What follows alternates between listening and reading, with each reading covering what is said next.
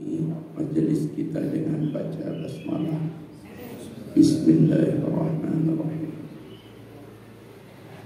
Assalamualaikum warahmatullahi wabarakatuh. Alhamdulillahi rabbil alamin, alladzi khalaqal mauta wal hayata liyabluwakum ayyukum ahsanu amala. أشهد أن لا إله إلا الله وحده لا شريك له وأشهد أن محمدا عبده ورسوله لا نبي بعده اللهم فصل وسلم وبارك على محمد إمام المرسلين قائد المجاهدين وعلى آله وأصحابه ومن تبعهم بإحسان إلى يوم القيامة وبعد. فقال تعالى: يا أيها الذين آمنوا اتقوا الله حق تقاته ولا تموتن إلا وأنتم مسلمون. وقال تعالى: يا أيها الذين آمنوا اتقوا الله وكونوا مع الصادقين.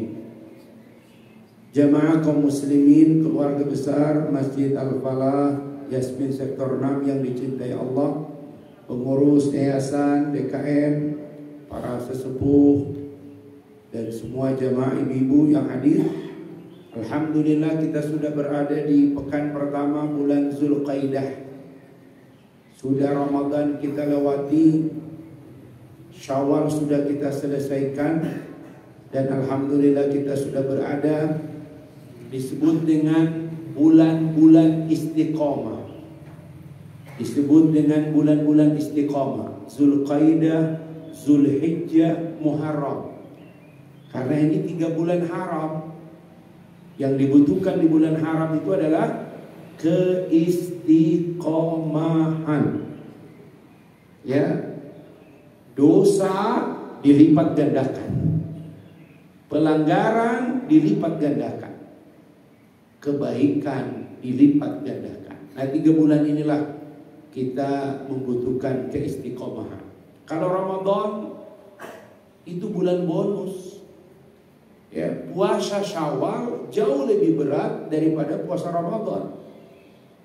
Karena puasa Ramadan semua orang, jangankan bapak, anak kecil aja puasa. Nah, itu dia. Tapi puasa Syawal, satu rumah nggak puasa, cuman bapak yang puasa. Berat. Senin Kemis cuman bapak yang puasa, sektor 6 gak ada yang puasa. Itulah sebabnya butuh keistiqomah.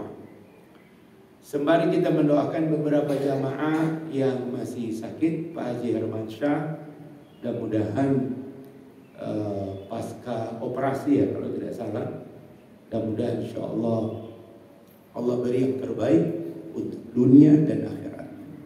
Tadi diumumkan salah seorang jamaah, ya, istrinya wafat. Insyaallah mudah-mudahan Allah ampuni khilaf salahnya, Allah terima amal ibadahnya, dan mudah-mudahan keluarga diberikan ketabahan, kesabaran, dan mendapatkan pahala dari kesabaran mereka atas qada, ketetapan yang Allah berikan pada mereka. Jamaah sekalian, kita juga mendoakan beberapa jamaah yang akan segera kloter pertama tanggal 12 hari Ahad besok pergi ke tanah suci. Saya baru pulang kemarin hari Selasa, dan di Arafah itu belum ada apa-apa, masih tenda lama, rumput semak-semaknya masih tinggi. Baru jalan yang saya lihat sudah mulai diaspal kembali. Jadi jalan menuju Arafah itu aspal bagus, ya.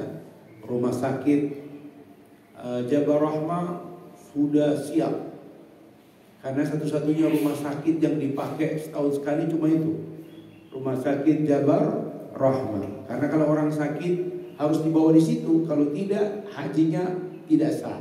Al-Hajju Arafah. Jadi itulah di dunia itu, sampai supaya orang sakit sah, itu disiapkan rumah sakit di Jabar Rahmah. ya. Sekarang ke Jabal Rahmah itu semuanya sudah dia di keramik.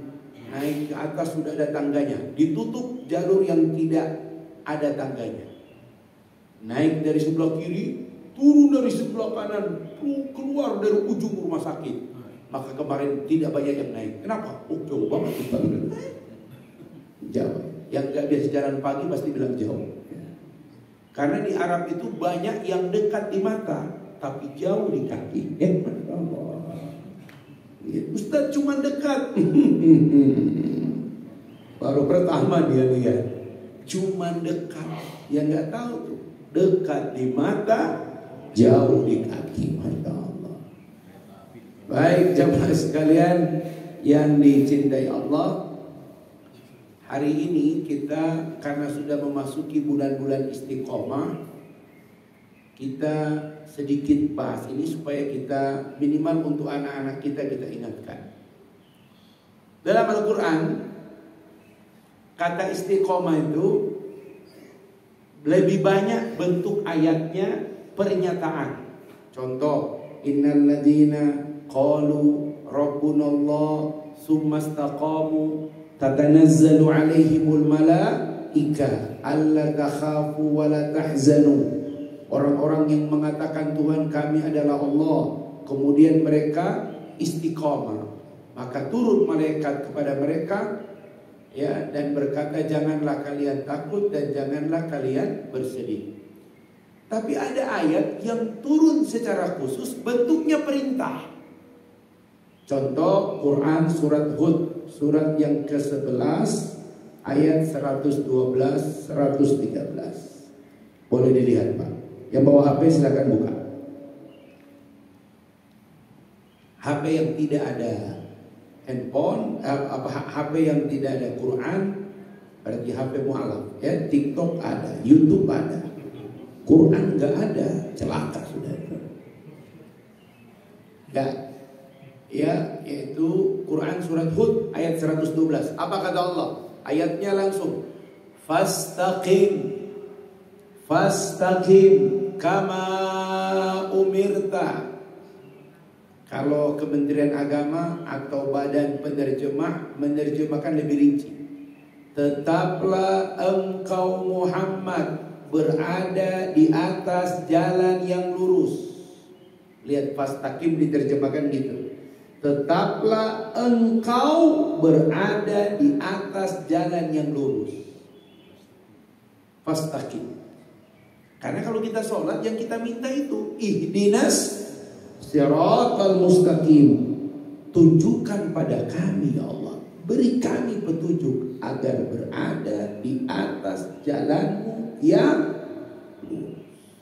Hidup Pak, untuk bisa istiqomah tuh tidak mudah. Saking beratnya ayat ini, para sahabat teriak, ya Rasul, ya Rasul, ya Rasul. Nabi kaget, kenapa mereka teriak-teriak? Karena mereka kaget juga. Kenapa? Rambutmu ya Rasul. Di rambut Nabi yang hitam itu keluar uban. Tidak ada uban. Ada uban. Jangan tanya sama Bapak Ketua Yayasan. Tidak uban semua. Nabi itu rambutnya hitam mengkilap. Tiba-tiba muncul uban. Apa kata ulama? Saking beratnya ayat ini. Karena Nabi yang diminta Allah, fastaqim. Ramadan coba lihat Pak. Ramadan kita tuh sehari minimal sejuz. Sekarang boro-boro sejuz. Udah di mana Qur'annya Ustaz? Udah simpan di mana Ustaz? Syawal itu tidak sedikit jamaah Ustaz. Apa hukumnya? Kenapa? Jam 7 tadi saya sholat subuh. La haula wala quwwata illa billah. Padahal Ramadan dia itikaf. Tapi bulan Syawal kayaknya dia terbebani dengan opor. Ya, Masya Allah. Coba kita lihat, Masya Allah, berat sekali. Nah itulah sebabnya Bapak-bapak, di ayat ini ada yang menarik. Apa kata Allah? Waman taba ma'aka. Lihat. Waman taba ma'aka, bersama dengan orang-orang yang taubat dengan. Kata ulama, istiqomah tidak kuat kalau seorang diri. Istiqomah harus bareng-bareng. Istiqomah butuh teman. Istiqomah butuh lingkungan. Makanya kalau bapak dari rumah udah balik ke masjid lagi, mudah-mudahan. Di sini banyak orang istiqomah. Apalagi kalau bapak ke sektor 3 itu namanya masjidnya istiqomah. Gitu. Butuh teman. Kenapa? Lihat hadis ini. Hadis riwayat Abu Dawud, Imam At-Tabrani dalam silsilah hadis sahih ini masuk di dalamnya. Apa kata Nabi? Lihat hadis ini. Hadis ini masyhur. Kata Nabi, al-mar'u ma'adini khalilihi. Al-mar'u ma'adini khalilihi. Seseorang itu tergantung. Seseorang itu tergantung agama temannya. Jadi bapak-bapak hati-hati ini dengan teman. Hati-hati, Pak. Kata Nabi, "Falyanzur ahadukum man yukhalil." Falyanzur, maka perhatikanlah. Ahadukum, salah seorang di antara kalian, man yukhalil, dengan siapa dia berteman, dengan siapa dia berkawan. Masya Allah. Ustaz, saya tidak punya kawan dekat hari ini. Yang saya dekat ini, Ustaz. Nah, ini juga kawan. Gampang. Bapak ambil HP, hidupkan, ketik history. Bapak klik apa yang Bapak baca dalam sepekan ini. Ya, ibu-ibu, kalau ibu lebih baca banyak COD, itu lebih ribu. Masya Allah. Tahu COD? Yang bikin Bapak pusing, ya. Kita kaget, kita nggak pesan apa-apa, tahu-tahu paket. Ikan datang ambil, oke. Ternyata Bapak COD, apa tuh? Bayar di tempat. Allah wala quwwata. Kalau bayarnya 26.000, 32.000, ini berapa? 220. Barang apa kecil? Insya Allah, ya. Jadi bapak-bapak sekalian, perhatikanlah dengan siapa kita berteman. Makanya kenapa Umar bin Khattab itu, Pak, dia tidak mau meninggalkan Abu Bakar.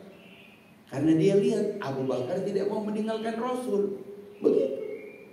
Kalau Bapak datang ke Madinah, ini sedikit, mudah-mudahan jamaah haji, ya, di Madinah itu tempat yang paling utama namanya Raudhah. Masjid Madinah itu dipagar, Pak. Kalau Makkah tidak ada pagar. Bapak tahu pagar Masjid Nabawi itu? Itulah batas wilayah Madinah di masa Rasulullah. Itulah sebabnya sebelah kanan kalau kita, sebelah kiri kalau kita keluar masjid ada baki, sudah pemakaman, itu sudah di luar batas. Begitu. Nah, di Masjid Nabawi itu tempat yang paling utama Raudhah. Raudhah itu artinya taman. Raudhatun min riyadatil jannah. Taman dari taman-taman surga. Ada 3 taman surga di dunia. 1 Raudhah di Madinah. 2 Raudhah dalam hadis Nabi. Mana itu Raudhah hadis Nabi? Majelis ilmu. Tidaklah berkumpul dibacakan Al-Quran di dalamnya kecuali turun malaikat membawa rahmat. Mereka seperti di taman-taman surga. Dan yang ketiga, hanya istimewa, bahwa Bapak, kalau Bapak Allah takdirkan amal Bapak soleh, amal Bapak baik, istri anak ridho, suami anak ridho, Allah ridho, itu ketika pipi Bapak dibuka kain kafan, ditempel, Pak, ditempel, mata Bapak dibuka, ditutup papan, itu Bapak langsung lihat taman-taman surga. Makanya banyak ulama mendoakan, Allahumma ja'al qabrahu raudatun min riyadatil jinan. Ya Allah, jadikanlah kuburannya bagian dari taman-taman surga. Antum sudah tinggal di Taman Yasmin, maka ketika meninggal pindah ke taman surga. Itu berarti di akhirat pindah ke Taman Firdaus. Nggak bilang amin rugi.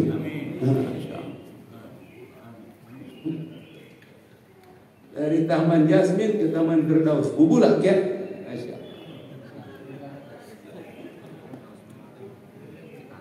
Apa-apa yang penting Raudhatun min riyadil jinan. Nah, persoalannya adalah apa Bapak? Raudhah itu tempatnya apa kata Nabi? Batasnya dari rumahku sampai ke mimbarku itulah Raudhah. Apa kata ulama? Kalau ingin dapat taman surga, 3 perkara yang harus kita ikuti Nabi. 1, rumah Nabi. Maksudnya jadikanlah rumah tangga Nabi contoh hidup keluarga kita. Yang di tengah antara rumah dengan mimbar, mihrab Nabi. Apa itu? Kalau ingin dapat taman surga, jadikanlah ibadah Nabi contoh bagi ibadah kita semua. Dan tidak cukup rumah tangga dan ibadah, tidak cukup rumah masjid, rumah masjid, rumah masjid. Kita butuh satu lagi, mimbar Nabi. Tetaplah berada di jalan dakwah. Tidak harus jadi penceramah, tidak harus jadi khatib, tapi mengikuti dakwah. Tidak boleh berhenti dakwah, karena taman surga di 3 syaratnya. Apa itu? Rumah tangga Nabi, mihrab Nabi, dan mimbar Nabi. Kalau ibu-ibu disarankan masuk Raudhah, masuklah ke dalam, ambil paling kiri. Kenapa? Disitulah Aisyah berdoa bersama Rasulullah. Bapak-bapak, masuk kosong Ustaz, boleh kami masuk situ? Pilih yang sebelah kiri. Saya selalu pilih di depan mimbar Nabi. Ya Rob, ya kuatkan langkah kami berada di jalan dakwah, mengikuti jalan dakwah Nabi. Begitu doakan. Yang lain minta mobil, minta ini, minta istri dan sebagainya. Ya, kami minta di depan mimbar. Maka kalau laki-laki itu hadir jam 2, karena jam 2:15 baru dibuka. Ada satu space. Jadi Madinah itu Pak, tempatnya laki-laki. Karena perempuan nggak bisa masuk tempat itu. Cuma dibuka jam 2:15. Ditutup habis subuh langsung diusir. Ya. Kenapa? Karena di bawah azan, di bawah muazin itu ada satu space Pak. Dari sini sampai situ, sampai situ. Itu dibuka sama dia. Maka kami berebut itu ke Raudhah. Karena itu masih masuk Raudhah, karena di bawah muazin. Di depan kami mimbar Nabi. Jadi kami masuk. Kalau jam 2:15 ngantri paling depan, pasti dapat pas di bawah tempat orang azan. Nah, itu dia. Walaupun tidak pakai tasreh, walaupun tidak pakai nusuk, masuk. Sekarang yang pakai nusuk gratis. Tapi kalau belum 365 hari, Bapak kemarin umroh bulan Oktober. Nanti Oktober tahun 2024 baru boleh masuk Raudhah pakai nusuk. Karena Bapak buka aplikasi, dia keluar. Belum 365 hari. Sekarang negara Arab Saudi, negara barcode. Ya, turun dari pesawat, Bapak keluar dikit setelah imigrasi, naik bis, langsung ditahan sama tentara. Tentara naik ke atas bis. Barcode, dia nggak mau lihat paspor Bapak, dia cuma mau lihat barcode. Barcode Bapak dihidup di scan sama dia. Kalau hijau tetap di tempat, biru merah turun. Maksudnya turun balik ke bandara. Jangan coba-coba ambil visa, bukan visa haji. Kali ini pemerintah Saudi jauh lebih ketat. Hati-hati Pak ya. Kalau ada yang nawarin haji, visanya bukan visa haji, Bapak siap, namanya visa deg-degan. Sebab kalau bukan visa haji Pak, itu tentara yang jaga Bapak di jalan. Dia nggak kenal Bapak, Bapak nggak kenal dia. Bapak mau kasih keterangan apapun dia tolak. Dia cuma tahu barcode Bapak hijau apa? Merah balik belakang. Itulah sebabnya sekarang antrenya minta ampun. Dan itu bukan sekali Pak, 3 kali.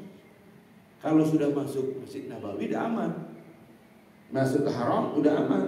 Tapi sepanjang jalan, jangankan orang kita Pak, orang Arab tidak punya barcode tidak boleh sholat di Masjid Nabawi. Dan ketat.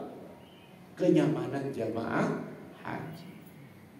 Jadi bapak-bapak, kembali lagi, Ustaz, gimana kita bisa istiqomah? Butuh teman yang baik, butuh lingkungan yang baik. Al-Falah ini nyaman, ya, walaupun tidak pasang AC, pagi masih sejuk. Ya, ada kajian, walaupun ada perbedaan-perbedaan, Pak, duduk aja. Kata Ali bin Abi Thalib, sekeruh-keruhnya hidup berjamaah, sekeruh-keruhnya hidup berjamaah jauh lebih baik daripada sebening-beningnya hidup sendiri. Hidup sendiri itu nggak enak, Pak. Sandal jepit aja ada pasangan. Kita keluar ke depan, Pak, di ruko itu ada tulisan ATM bersama. Kamu sama siapa?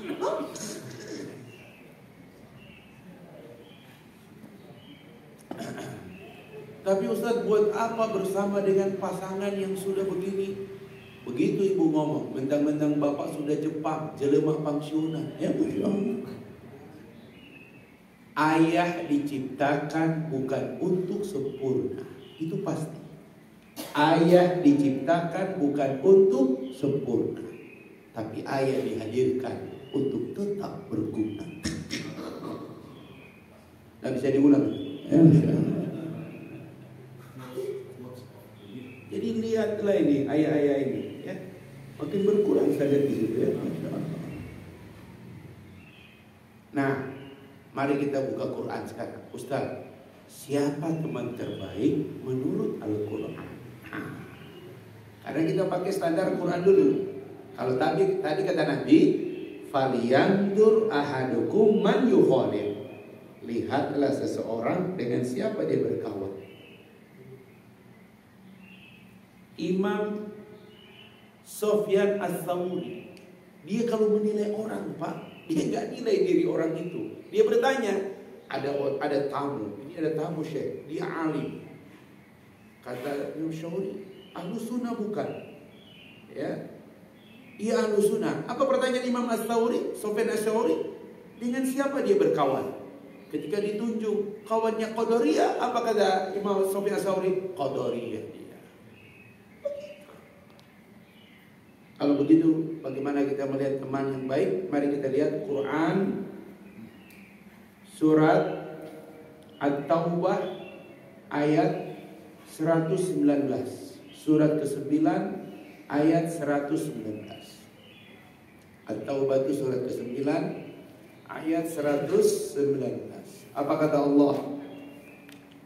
At-Taubah ayat 119. Ya ayyuhalladzina amanu taqullaha wa kunu ma'as shadiqin.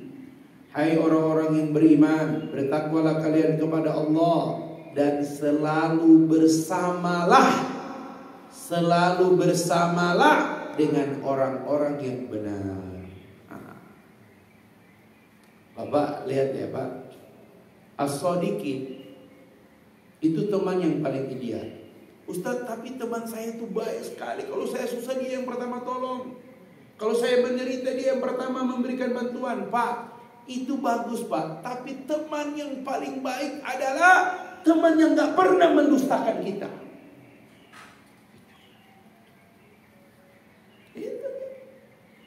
Coba lihat pasangan hidup. Masya Allah, rumah mewah, mobil mewah, bulanannya lancar. Ibu coba lihat. Tapi ketika sekali dia ngebohongin ibu, apa ibu mau sih bertahan? Gak ada yang lebih menyakitkan kecuali teman yang bohong. Makanya Allah perintahkan, wattaqullah wa kunu ma'as shadiqin. Seakan-akan kalau tafsir umumnya, mau jaga nilai Ramadan, tetaplah dengan orang-orang yang benar. Kenapa? Mari kita lihat tafsir berikutnya di ayat kaitan. An-Nisa 69. An-Nisa 69. Urutan orang-orang yang benar itu ada di urutan yang mana, Ustaz? Kenapa kita harus bersama dengan mereka? An-Nisa surat keempat, geser lagi Pak, ayat 69. An-Nisa ayat 69. Apa kata Allah? An-Nisa ayat 69. Wa may yuti'illaha wa rasulahu wa may yuti'illaha wa rasulahu fa ulaika ma'al ladina an'amallahu alaihim. Siapa mereka? Minan nabiyyin was-siddiqin wasyuhada was-solihin. Apa kata Allah? Wa hasuna ulaika rafiqa. Bapak-bapak, inilah tafsir surat Al-Fatihah.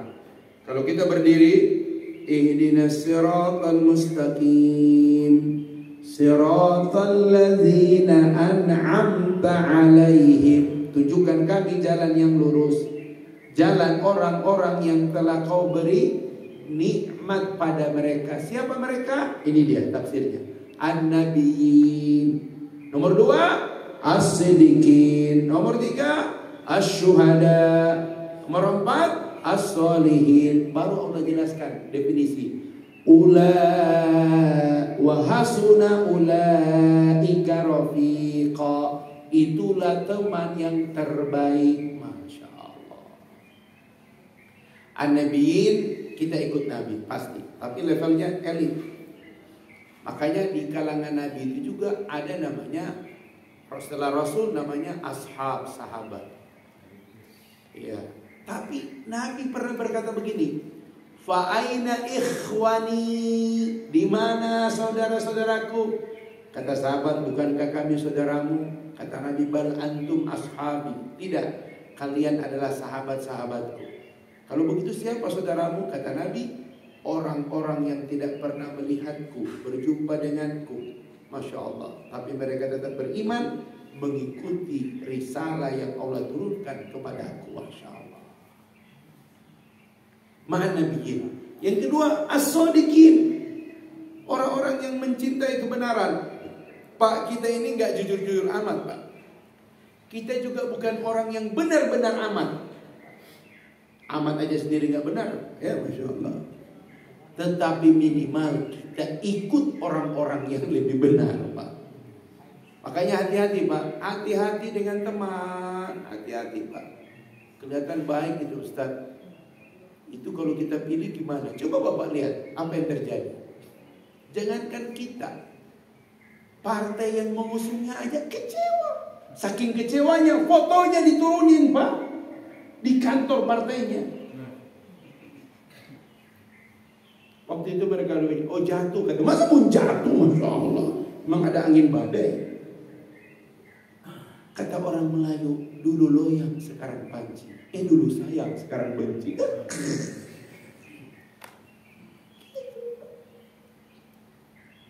Susah. Bapak sedekat apapun berkawan, kalau kawan bohong, itulah sebabnya ibu-ibu, saya pernah ditanya, Ustaz, apa target utama mendidik anak? Saya cuma bilang satu. Target utama mendidik anak ibu satu, apa? Didik anak jangan sampai dia bohong sama ibu. Jadi ibu tahu, enggak Ustaz, anak saya enggak pernah bohong sama saya. Sejak dia tahu dunia ini, apapun dia cerita ke saya dan apapun apa adanya dia ngomong ke saya. Itu baru anak. Mau anak ibu profesor, doktor, tapi ngebohongin ibu, wah salah. Itu. Jadi kalau bapaknya, ya bapaknya mampu sananya bu, Masya Allah. Karena kalau bapak itu dia jujur, ibu marah juga. Akhirnya bapak bohong. Itulah sebabnya kalau suami bohong pada istri, itu karena keterpaksaan. Kenapa suami bohong sama istri? Karena ibu tidak jadi istri, tapi realnya security.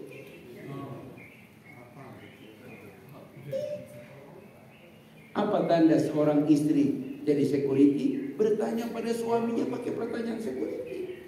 Apa SOP yang digunakan oleh security kalau ada orang datang tengah malam? Portal jangan dibuka kecuali pertanyaan. Maaf Pak, dari mana? Dari mana itu pertanyaan security, bukan istri. Jadi kalau bapak pulang, mama masih nanya, dari mana? Loh, Allah wala quwata. Security. Memang Ustaz, kalau istri gimana? Istri itu gak pernah nanya dari mana. Dia tahu suaminya dari berjuang. Dia cuma nanya, malam banget sih pulangnya. Itu istri. Nadanya rindu, bukan curiga. Istrinya gak kerja di BIN. Malam banget sih pulangnya, ditungguin juga. Sang suami beri tangannya, dicium oleh istrinya. Masya Allah. Cium tangan suami itu dua. Sini cium penghormatan, ditakdim. Baru kemudian cium kebutuhan. Di mana? Di sini. Nah, kayaknya kita gak usah penyakit.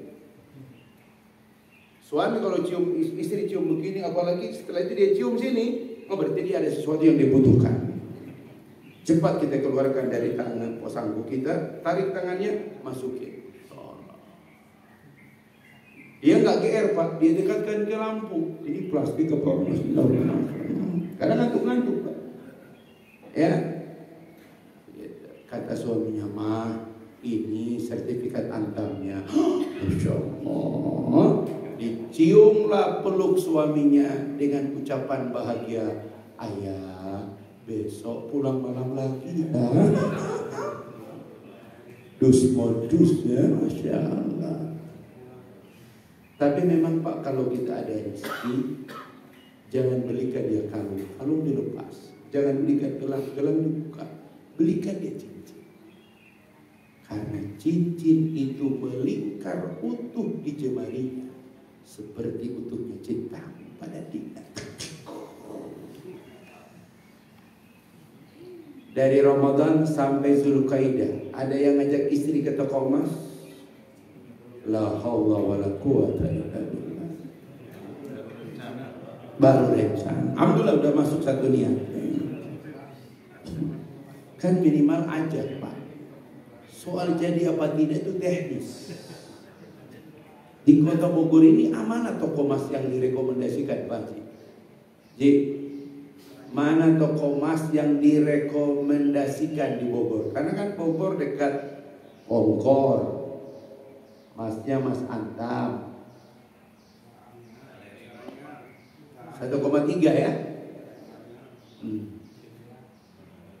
Coba Pak.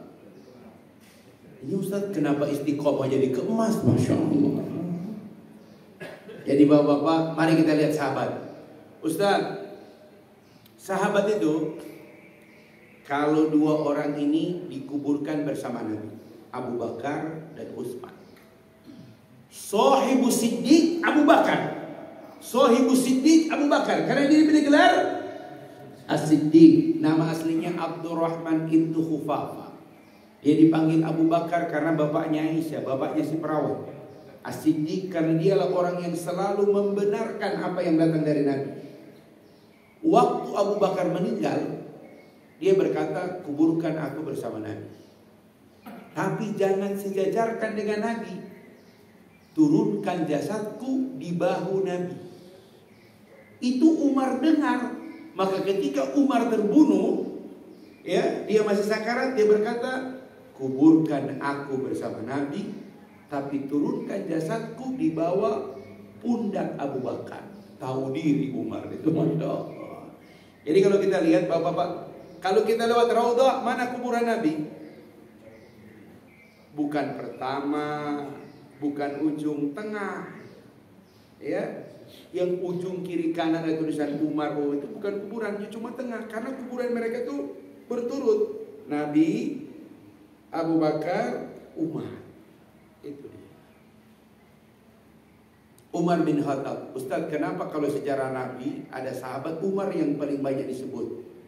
Bukan soal paling banyak disebut, memang Umar lebih lama memerintah jadi Khalifatul Rasul. Ya, Khalifatul Rasul Abu Bakar. Umar dipanggil Amirul Mukminin. Pertama Khalifatul Rasul, tapi dia lebih banyak dipanggil Amirul Mukminin. Kenapa? 11 tahun dia berkuasa. Abu Bakar cuma 3 tahun. Utsman cuma 2 tahun lebih, kurang 3 tahun. Tapi Umar 11 tahun. 2 imperium terbesar, Persia ditaklukkan oleh Umar. Roma diusir dari Palestina. Hanya Umar lah yang memerdekakan Palestina di zaman sahabat. Nanti berikutnya baru ada Salahuddin Al-Ayyubi. Umar itu sampai menangis. Lihat gereja di Palestina.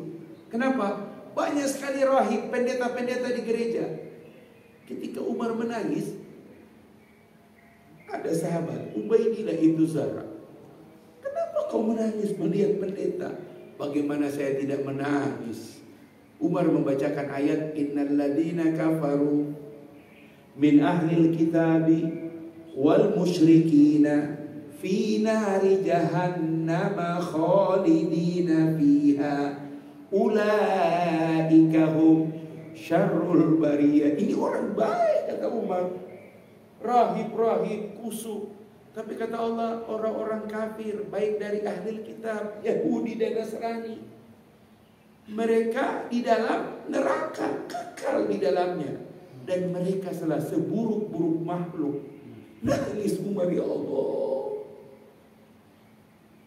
Banggalah kita dengan agama ini. Gitu Pak. Pertanyaannya Ustaz, kenapa Umar lebih banyak disebut? Karena Umar punya satu doa. Doa ini Pak perlu diajarkan pada anak-anak. Mungkin dari sekian banyak doa, salah satu doa yang perlu kita ajarkan pada anak-anak, doa Umar ini. Doanya datang dari Nabi, tapi Umar pakai. Kita sering dengar doa, ada doa, tapi jarang kita pakai. Umar dia pintar ambil doa dari Nabi. Setiap selesai majelis, apakah majelis dengan Rasul, dengan sahabat, dengan orang pintar, pokoknya Umar akan membaca doa ini. Apa doanya? Allahumma arinal haqqa haqqan warzuqna tiba'an wa arinal batila batila warzuqna ijtinaban. Apa kata Umar? Ya Allah, tunjukkan padaku, tunjukkan pada kami yang benar itu benar, dan rizkikan kepada kami selalu bersama, selalu ikut kebenaran. Masya Allah. Tapi tunjukkan pula kepada kami yang batil itu batil. Kalau yang ceramah ini ada kebatilan ya Allah, ya, yang menyampaikan ini ada batil, tunjukkan pada kami dan rizkikan kepada kami meninggalkan, menjauhi kebatilan. Makanya bapak-bapak, kalau ngaji selesai doa itu, di antara doa yang dianjurkan baca doa ini. Jangan sampai nggak semua ustadz, kata Imam Malik, semua ucapan manusia boleh diterima dan boleh ditolak kecuali Rasulullah. Karena boleh jadi ada ustadz khilaf, ada ustadz salah, bahkan sesat. Makanya berdoa, ya Allah kalau itu batil, rizkikan kepada kami tidak ikut kebatilan. Tapi kalau itu benar, ya Allah rizkikan kepada kami ikut kebenaran. Jadi pulang dari masjid berada di atas jalan yang benar. Itu kira-kira.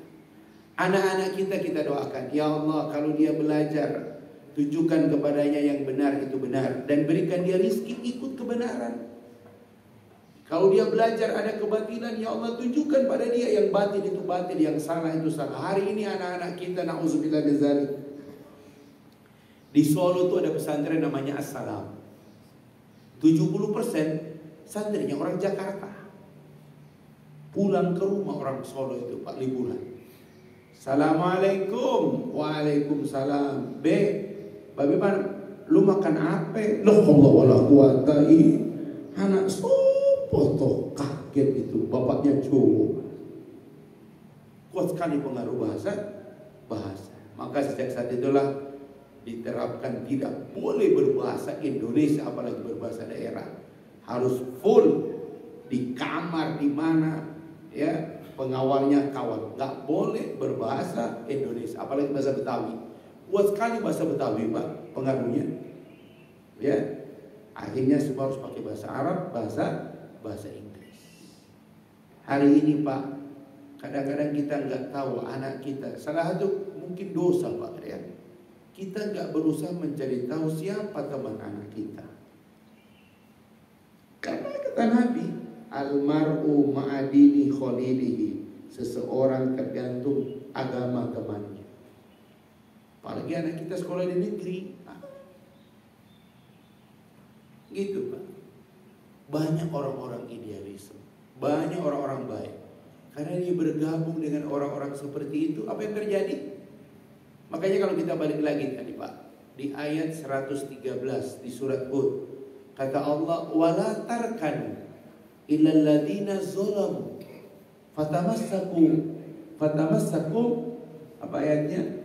Wala tarkanu, jangankan ikut. Balik lagi ke surat Hud ayat 113. Bentar Pak, ini sebelum masih jauh ya. Masya Allah, 5:47. Tidak harus sampai itu. Soalnya mau ngantar istri naik bus. Jadi dosen UIN sekarang mereka pulang pergi naik bus. Cuma kalau hari Sabtu mahal, 275. Kalau Selasa, Rabu, Kamis bisa 150. Kalau hari Lebaran 350. Gitu lah. Bus kecepatannya 385 km per jam.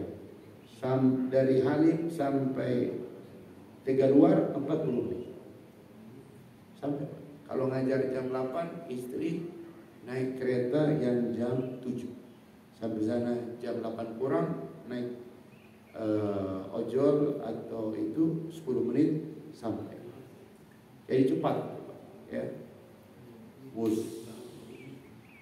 Quran surat At-Taubah ayat 113. Ada yang bisa baca terjemahnya? Ini kecil sekali terjemahannya. Hud 113. Dan janganlah kamu cenderung kepada orang yang zalim, yang menyebabkan kamu jatuh api neraka. Sedangkan kamu tidak mungkin seorang penolong pun selain Allah, sehingga kamu tidak akan diberi pertolongan. Dan janganlah kamu condong, jangankan ikut follow them. Hati-hati. Makanya memilih pemimpin itu kan kenapa berat Pak? Kata Allah, jangankan kamu pilih, kamu ikut, kamu condong saja pada orang zalim. Fatamassakumun nar, api neraka bakal menyentuhmu. Na'udzubillahi min dzalik. Hati-hati Pak. Fatamassakumun nar, api neraka bakal menyentuh. Makanya setelah sidang MK, Pak Haji, setelah sidang MK itu, satu yang paling saya suka dari orang-orang Padang dikirim ke saya. Apa itu? Mengutip perkataan Buya Hamka. Boleh kau kalah, tapi jangan pernah kau salah. Resep. Boleh kau kalah, tapi jangan pernah kau salah. Perawak Minang ini Masya Allah. Itulah hiburan bagi kita yang kalah Pak. Udah selesai Mahkamah Konstitusi, mau di mana lagi? Boleh kau kalah, tapi jangan pernah kau salah. Kalah itu biasa Pak, tapi kalau salah, fatamassakumun nar, api neraka bakal menyentuhmu. Masya Allah. Jadi bapak-bapak sekalian yang dicintai Allah, anak-anak kita ini kita fokuskan Pak. Pagi, siang, sore, malam, tengah malam, tahajud, doain anak kita. Apa doanya? Agar mereka berada di atas jalan yang benar. Anak bapak sukses, profesor, doktor, pejabat, tapi kalau bukan di jalan benar, coba bapak lihat tuh apa yang terjadi pada Menteri Pertanian hari ini. Semua perilakunya diungkap oleh anak-anak buahnya. Beli cincin, beli kalung, belanja di mall, umroh, semua pejabat dipaksa urunan. Kagak enak banget. Makanya kalau ada orang salah sebut nama saya protes. Ustaz Yasir Limpo, Yasir Liputo.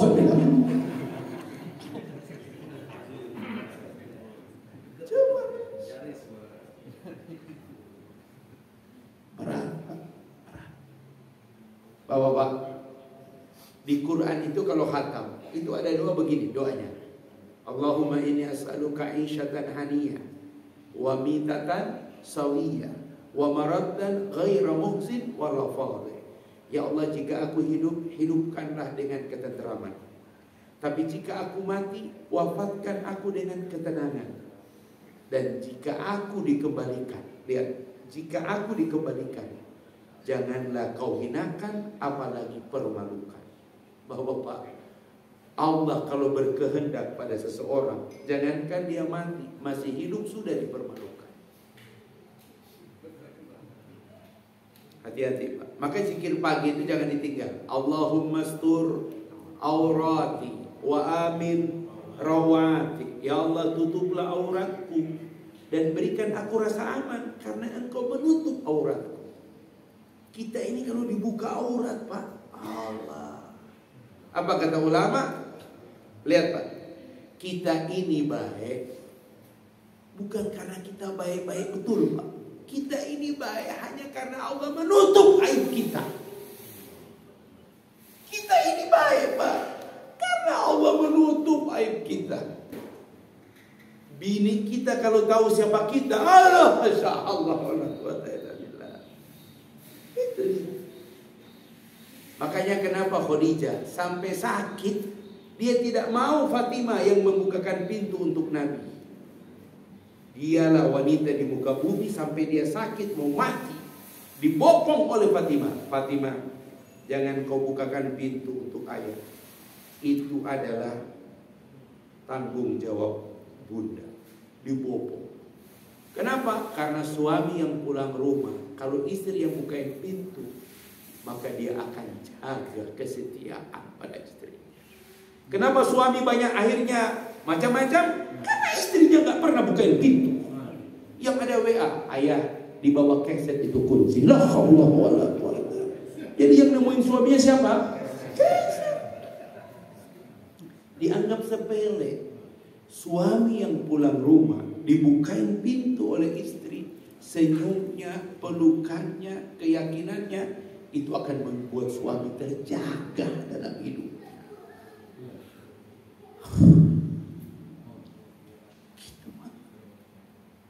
Godaan bagaimanapun kita akan ingat pintu itu Pak.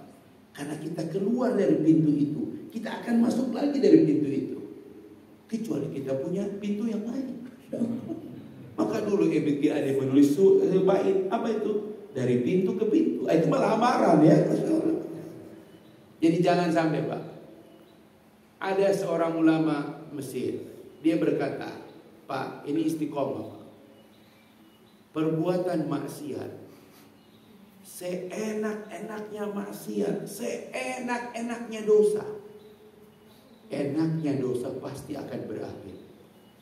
Tapi balasan dosa tidak akan pernah berakhir.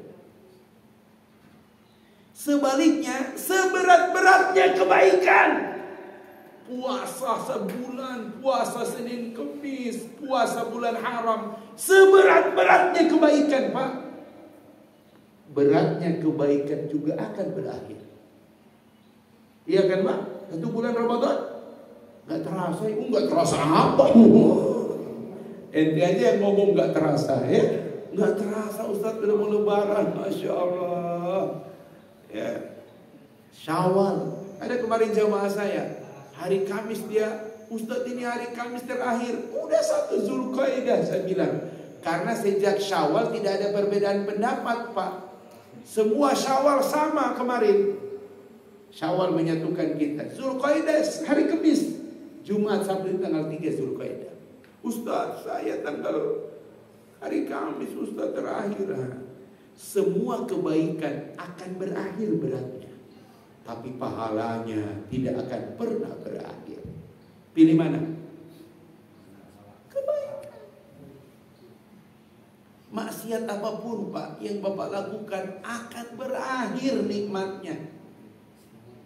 Mohon maaf Pak, apa sih? Coba Bapak lihat, orang berpuasa itu Pak gak lama, 2 periode, kecuali RT. Masya Allah, RT itu spesifik. Dia ada aturan yang tidak tertulis. Selama warga menganggap dia masih hidup, udahlah di RT. Masya Allah. Padahal dia menderita itu ya. Gitu. Jadi bapak-bapak, begitulah kaidahnya. Maka tetaplah bersama orang-orang. Kalau di surat Al-Kahfi itu fasbir nafsaka ma'alladina yad'una rabbahum. Tetaplah engkau, bersabarlah dirimu bersama orang-orang yang tidak berhenti menyeru pada Tuhannya di waktu pagi dan di waktu petang. Masya Allah. Subuh datang, asar datang, maghrib datang, jangan tinggalkan. Karena itulah cara kita untuk menjaga keistiqomahan. Ada pertanyaan, silakan. Lama benar syuruknya ini. Ya. Wih, 13 menit lagi, ya Allah. Kata istri jam 6 Nabi ya. Masya Allah. Ada pertanyaan, silakan. Saya nanti izin pulang duluan. Ya, ada? Mangga. Ya. Waalaikumsalam warahmatullahi wabarakatuh.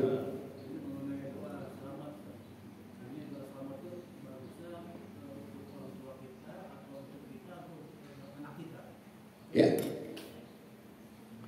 Adab doa. Nabi SAW memberi contoh kepada kita.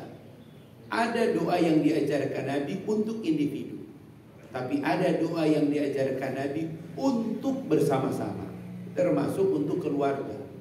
Contoh, ketika Nabi tawaf, sahabat itu sampai menyandarkan telinganya ke tubuh Nabi.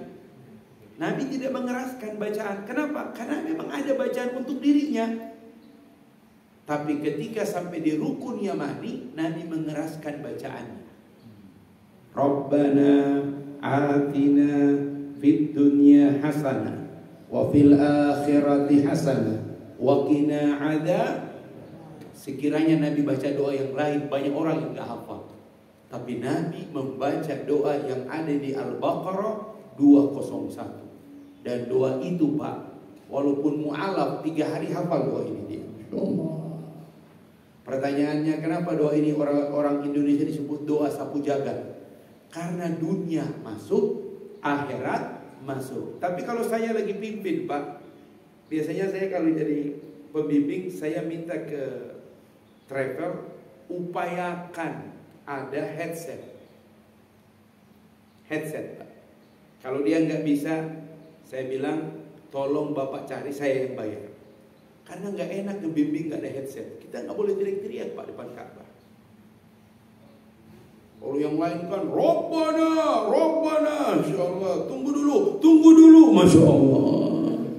Kita pakai headset Pak, kecil aja. Bapak-bapak yang di depan jangan terlalu ke kiri, pada ke kanan Pak, ke kanan, supaya yang di belakang tidak kesulitan. Enak menterolnya. Dan headsetnya satu arah. 40 orang kemarin saya ngomong satu, semua ikut. Sebab kalau 2 arah 40 serang saya, mati saya ya, gitu. Jadi saya, bapak-bapak, ibu-ibu, sebentar lagi rukun Yamani. Doa sapu jagat, Rabbana atina, saatnya menghadirkan orang-orang yang kita cintai. Biasanya saya suruh ingatkan, ketika menyebut Rabbana atina, hadirkan, sebut dalam hati nama kakak, anak pertama dulu Pak. Tapi ada juga yang protes, Ustaz saya yang bungsu dulu deh. Masya Allah. Kenapa? Lagi berat dengan bungsunya. Boleh Bu, kan masing-masing. Gitu. Rabbana itu kan pendek Pak, sampai Hajaral Aswad. Ketika menyebut Rabbana atina, ya Allah berikanlah untuk kami kebahagiaan di dunia. Ketika menghadirkan wajah anak, nama anak, jadikan anakku ini ya Allah kebahagiaanku di dunia dan kebahagiaan di akhirat. Bukan ujian bagiku, apalagi ujian di akhirat. Tapi sebelum mengajarkan itu di manasik, kita ingatkan kasus Kan'an. Kita ingatkan kasus Ismail. Jadi ketika menghadirkan wajah anak, kita ngebayangin, jangan-jangan anak kita menjadi ujian seperti ujian Kan'an kepada Nabi Nuh. Kita berdoa anak kita menjadi kebahagiaan seperti kebahagiaan Ismail kepada Nabi Ibrahim. Begitu. Itu gundanya ada pembimbing, Pak, supaya orang tahu tidak sekedar putar-putar. Ya, gitu. Yang lama itu adalah sa'i. Sa'i itu 14 doa. Kok banyak banget, Ustaz? Karena hitungan saya itu gimana, Ustaz? Dari minum air Zam-Zam menuju sofa, kita sudah mulai baca inna sofa wal marwata min sa'airillah. Sampai di sofa, Pak, berhenti cari tempat menghadap Ka'bah. Ini pembimbing langsung jalan aja. Kasihan, bayar umroh mahal-mahal nggak tahu. Cari tempat menghadap Ka'bah. Posisikan, jangan sampai diusir askar. Ya, aman Ustaz. Saya selalu minta satu orang mengawal. Coba kamu lihat aman nggak dari askar. Aman Ustaz. Oke. Mulai. La ilaha illallah wahda la syarikalah lahul mulku wa lahul hamdu yuhyi wa yumit wa huwa ala kulli syai'in qadir. La ilaha illallah wahda anjaza wa'da wa nasara 'abda wa hazamal ahzaba wahda. Doa masing-masing. Nanti terakhir baru doa saya pimpin. 2 kali doa, 3 kali zikir, baru menuju Marwah, melewati lampu hijau. Apa itu? Rabbi ghufir warham innaka anta a'azzul akram. Lari sampai di Marwah, cari posisi tidak diusir oleh askar. Karena kalau kita diusir askar, mau nggak mau putus doa. Ya, posisinya arah Ka'bah lagi, doa lagi. Di sofa doa 2 kali, di Marwah doa 2 kali. 0, 1, 2, 3, 4, 5, 6. Ke-7 nggak lagi berdoa karena Nabi langsung keluar. Maka di Marwah itu tempatnya sempit. Yang boleh berdoa itu adalah di sofa. Ya, yang ke-6, ke-7 langsung keluar tahallul, baru selesai. Jadi kalau Bapak bertanya, boleh nggak Ustaz? Ada doa yang Bapak berdoa untuk diri Bapak. Contoh doa Abu Bakar. Allahumma inni zalamtu nafsi zulman katsira. Padahal Abu Bakar itu dikenal ma'ruf. Sebelum Islam dia tidak pernah berbuat dosa. Setelah Islam dia nggak pernah berbuat dosa. Tapi dia punya doa sendiri. Apa itu? Allahumma inni zalamtu nafsi zulman katsira. Ya Allah, sungguh aku mengakui ada banyak kezaliman yang besar yang aku lakukan. Wala yaghfiru dzunuba illa anta, dan tidak mungkin dosaku ini bisa diampuni kecuali hanya Engkau. Faghfirli maghfiratan min indik, ampunilah aku dengan ampunan yang cuma datang darimu. Innaka antal ghafurur rahim, karena cuma Engkau pengampun dan penyayang. Itu contoh Abu Bakar berdoa pada dirinya sendiri. Tapi ada kalanya dia berdoa untuk anak-anaknya. Ada bapak-bapak kemarin saya tanya, coba Pak, doa yang Bapak paling sering baca dalam hidup. Pertama, Rabbi habli minas sholihin, Rabbi ghufirli wali walidayya warhamhum kama rabbayani shaghira, Rabbana atina fid dunya hasanah wa fil akhirati hasanah wa qina Allahumma barik lana fima razaqtana wa qina adzab. Saya kalau manasik saya tanya dulu, berapa banyak perbendaharaan doa yang ada di sini? Orang paling miskin di tanah suci, orang yang tidak punya doa. Karena ibadah umroh dan haji itu ibadah doa, Pak. Mau ngapain Bapak wukuf kalau nggak ada doa? Dari zuhur sampai maghrib itu, Pak. Lihat orang Indonesia jalan ke Jabal Rahmah, ngapain bayar mahal-mahal haji? Sudah Ustaz tadi doa apa? Rabbana atina, ya Allah. Pak, saya kumpulin, Pak. Nah, sampai sana. Ini satu tenda ini, Pak. Dari sini sampai tempat ibu-ibu. Satu tenda. Tapi kan satu tenda itu nggak satu grup. Karena saya nggak pernah bawa jamaah reguler. Bawa jamaah furodah. Jamaah furodah itu paling tinggi kita 40. Ada yang 100. Jadi kadang-kadang ketemu 3 kelompok. 3 kelompok ini 3 ustaz. Yang satu dari Karawang. Udah mulai dia duluan. Afdalu dzikri fa'lam annahu la ilaha wa nuribun. Karena zikirnya keras, pakai yang satu di pojok, janggutnya banyak-banyak. Oh, ini salaf ini. Saya panggil ustadznya, musyawarah. Perkenalkan, saya Ustadz Yasir Liputo. Oh, ini Ustadz Yasir, ya. Ini tenda cuma satu. Kita berzikir, berdoa. Kalau tiap-tiap kita pakai pengeras suara, tidak akan khusyuk kita. Gimana kalau kita buat kesepakatan? Boleh Ustadz, Ustadz tunjuk aja. Antum dari Karawang, azan dan iqamah. Siap Ustadz. Saya lihat yang pimpin doa itu bagus suaranya. Saya minta dari salaf antum yang imam zuhur asar. Siap Ustadz. Ustadz khutbah silakan Ustadz. Selesai khutbah sampai maghrib tolong walaupun tahlil, tahmid, zikir, tolong khusyuk ya, resapi makna-maknanya. Siap Ustadz. Nah di khutbah itulah baru saya beri penjelasan. Alhamdulillah. Jadi gitu Pak. Bayangkan kalau semua pakai mikro. La haula wala quwwata illa billah. Itu pengaruh Pak. Baru tidak cukup. Kalau sudah asar, waktu asar sudah mau jam 4, ibu bapak yang bawa suami istri kumpul di tengah. Sudah gabung semua itu. Yang bawa suami istri di tengah. Yang jomblo-jomblo lokal kiri kanan.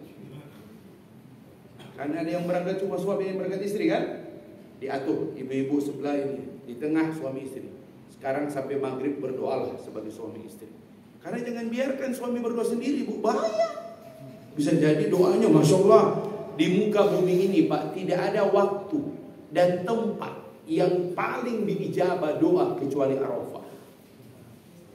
Apalagi Jumat pada asar. Oh itu dia Masya Allah. Air mata itu. Ya, sebelum berdoa saya pimpin doa dulu beberapa kalimat doa mengantarkan supaya mereka merasakan sebagai pasangan. Itu air mata Masya Allah. Dan air kata istri, ayah boleh nggak keluar? Kenapa? Khusus dengan ayah nih berdoa di luar gitu. Masya Allah. Karena AC-nya kencang banget memang. Ya, berdoalah Pak. Kalau nggak punya doa ya Allah kasihan. Makanya biasanya saya ngasih buku, nama bukunya 100 doa dalam Quran dan hadis sahih. Hafal doa ini, kalau enggak Bapak bawa ke sana. Ya, itu biasanya bekal. Saya mungkin sudah puluhan kali isi manasik, ya orang jamaah haji itu selalu saya kasih bekal dan gratis dari saya. Dikasihkan ke mereka. Itu doa Masya Allah.